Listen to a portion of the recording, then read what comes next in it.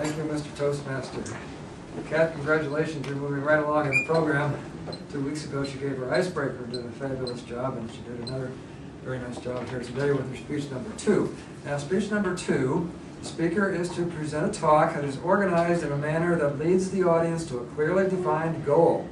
The speech includes a beginning, a body, and a conclusion, major facts or ideas, and appropriate support material with smooth transitions between facts and ideas. And I believe that Kat actually did accomplish all of this.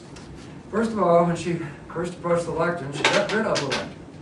And this says 3 things to me. First of all, she's brave. And at this stage in her Toastmasters career, much braver than we would expect her to be. Secondly, she asserted her presence up here. By doing this, she said, you know, I belong up here, so don't stare me down. And the third thing is it gave her credibility. That by taking this away, we knew that she knew what she was going to talk about and she understood her speech before she ever uttered a word. And so that gave her a lot of credibility. And we'll talk a little bit more about that a little later. But I'm going to next go to the structure of the speech, the opening, body, and conclusion. And she followed the Toastmaster's edict of tell them what you're going to tell them, then tell them what you told them. And the way she did it, had some general comments at the beginning with the opening, not quite sure where she was going to go, and then she said, we're at war, and that got our attention. And she told us then, in setting the stage, how this related to citizenry and what she was really going to talk about, and then in the body of the speech went through that.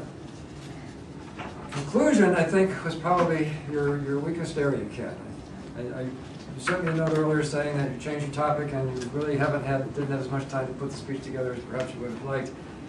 But I thought you did a good job with it. Anyway, but you started off by saying, so in conclusion. Well, you shouldn't have to announce that you're going to conclude.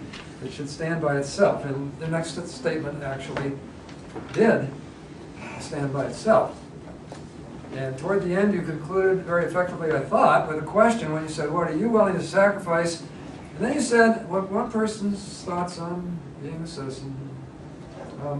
Thank you! And you were ready to go. Well, first of all, another Toastmasters quirk is we thank you for being up here. You don't have to thank us, but you should have ended the conclusion with that last thought with a real affirmative power on the end. And if you'd said, instead of saying, one person's thought on being a citizen, if you'd said, that's one person's thought on being a citizen, Mr. Toastmaster, that would have given you a much stronger conclusion.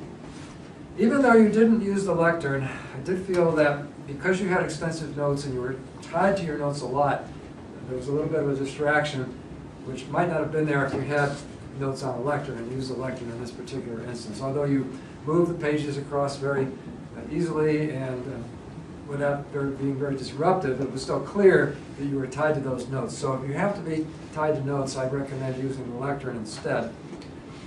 And the other thing is if you use an outline with big font, that'll help you do that. So overall, a great speech, great number 2. I look forward to number 3.